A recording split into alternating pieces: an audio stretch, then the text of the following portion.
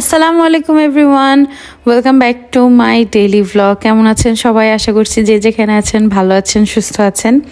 আমরাও আল্লাহর রহমতে এবং আপনাদের দোয়ায় ভালো আছি। লাস্ট 2 days আমি একদমই আপলোড দিতে পারি নাই কিছু। I was busy with things, কিন্তু আমি আপনাদের জন্য সব কিছু রেকর্ড করে রেখেছি যে কি করেছি, কোথায় গিয়েছি, মোটামুটি ভাঙাচুরাভাবে। আর 7th মার্চেরটা একটু ব্রডভাবে।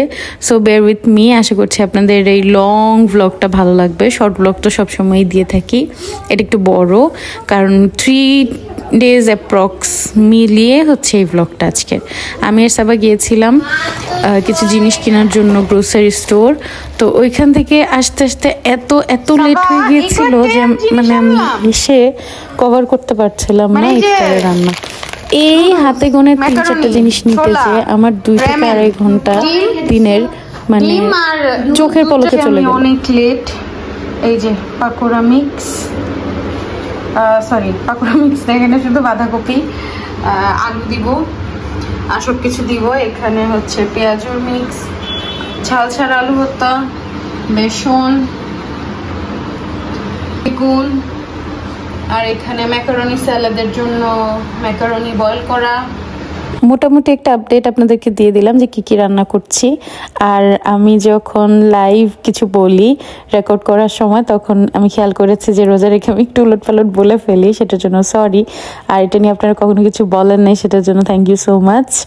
আর এখানে আমি পাস্তা স্যালাডটার জন্য চিকেনটাকে ম্যারিনেট করছি, সল্ট, রেড চিলি ফ্লেক্স, থাই সিজনিং, বারবিকিউ সিজনিং, আর একটু এটা প্রবাবলি কোনো জিরা মশলা বা গরম মশলা গুঁড়া, এটা দিয়ে খুব ভালোভাবে মেখে জাস্ট ডিপ ফ্রাই করে নিয়েছি।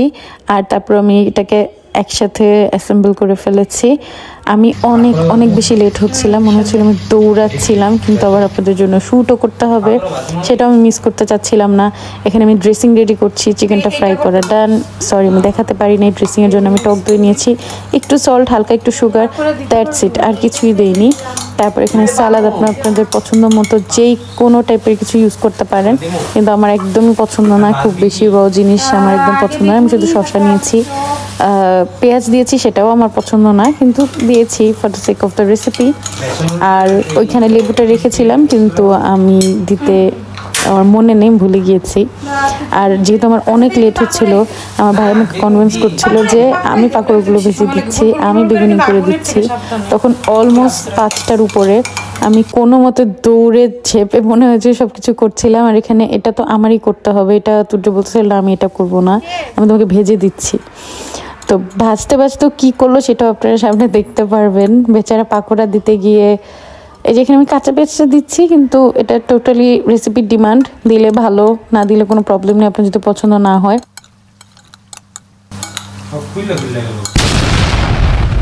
পাকোড়াগুলোকেও ফর্ম করে দিতে পারিনি, সেটা তেলে যাওয়ার পরে এভাবে ছড়িয়ে ছিটে গিয়েছি, কিন্তু কোনোভাবে এগুলোকেও আমি সেভ করতে পেরেছি। যাই হোক, এই রেসিপিটা কিন্তু অসাধারণ, আপনারা অবশ্যই বাসা ট্রাই করে দেখবেন। আমি লাস্টে একটু স্যালাড লিভস দিয়েছি, না যেন লেটুস দিয়েছি, কিছু একটা দিয়েছি, অনেক বেশি ইয়াম হয়েছিল, এটা মাস্ট ট্রাই।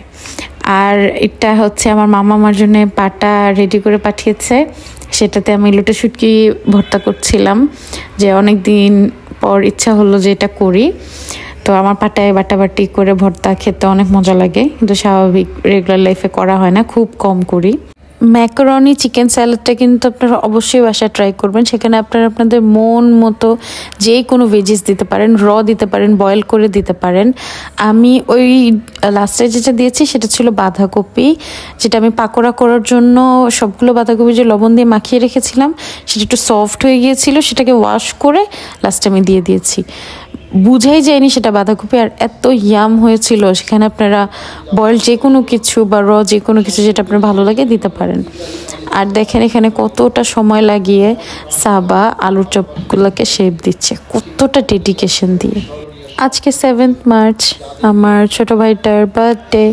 আর তারপর দেওরটা যেহেতু রোজার মধ্যে পড়েছে, আর রোজা ইফতার বা সেহরির জন্য আমরা বাইরে যাওয়া একদম পছন্দ করি না। আমরা আমাদের কমফর্ট জোন খেয়ে ঘুমাবো, ঘুম থেকে উঠে সেহরি করে তারপর নিজেদের মতো আরাম করব, ইফতার করে শুয়ে থাকবো, আমাদের হচ্ছে ওরকম।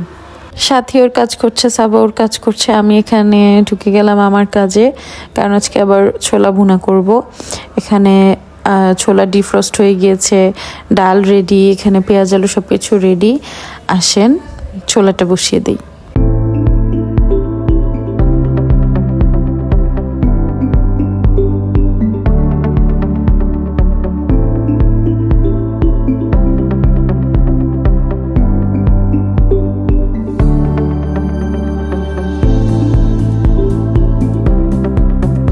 ছোলাটা কিন্তু অলরেডি বয়েল করা, তারপরও সেটা রান্না হতে হতে আমি এখানে আবার পেঁয়াজও মেখে নিচ্ছি, সব মশলা টশলা, পেঁয়াজ কাঁচামরিচ এগুলো দিয়ে।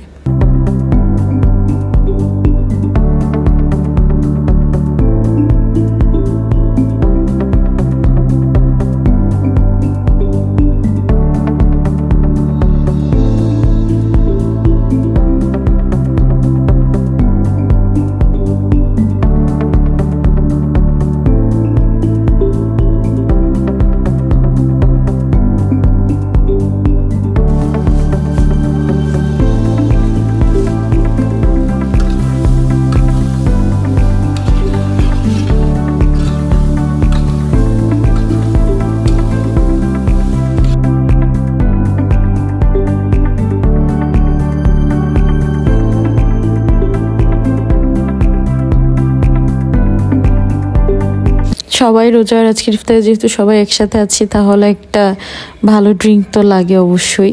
তো আজকে আমি টক দইয়ের মাঠাটা করছি। টক দই, চিনি আর একটু পিঙ্ক সল্ট দিয়ে ভালোভাবে ব্লেন্ড করে এরপর এক জগ থেকে আরেক জগে এরকম করে চেঞ্জ করে করে তারপর হচ্ছে এখানে আমি এক্সট্রা আরও ঠান্ডা পানি দিব, আর এক্সট্রা আরও 1 থেকে 1.5 চামচ পর্যন্ত টক দই দিয়ে একটু আলতো করে মিক্স করে রাখবো, যেটা খাওয়ার সময় একটু মুখে মুখে পড়বে, সেটা খেতে অনেক বেশি জোস লাগে।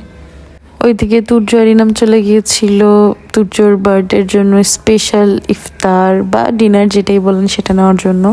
ইফতারের জন্য টুকিটাকি তো আমি ভাজতেছিলামই, তাও ও যে নিয়ে আসছে কাচ্চি, তারপর দই বড়া, জিলাপি, টানা পরোটা, তারপর মালাই রোল, চিকেন সাসলিক।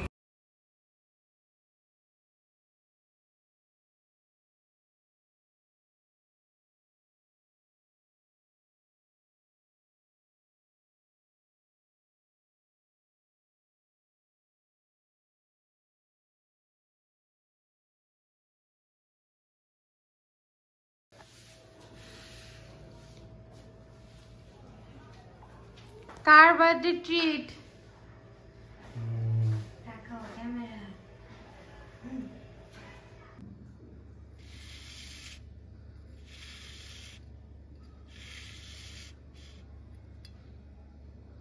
তোর ফ্রেন্ড আছে না একটা তোর পিছনে? না তামান্না রাতু। তারপর আমি আর ইনাম চলে গিয়েছিলাম বেইলি রোড। পুরা রোজার মাস আমার এখানে ডেইলি না গেলে নাই হবে এরকম, আর বাসার থেকে যেহেতু সব থেকে বেশি কাছে আমার এটা, তো আমি এখানে চলে আসি। আর এবছর সবার ফার্স্টে ইনামেরই শপিং শুরু করা হয়েছে, কারণ ওর একটু টাইম শিডিউলের উলট পালট থাকে। ওখান থেকে এসেই আমি আবার আমার দই বড়া নিয়ে বসে পড়েছি। আর এত এত খাবার আনার পর আমার ভাইয়ের কাজ হচ্ছে একটু পর রুমে এসে বলবে, বুবু এটা খা, বুবু এটা খা, বুবু এটা ফ্রিজ থেকে নামাই দিব, বুবু এটা ফ্রিজ থেকে নামাই দিব।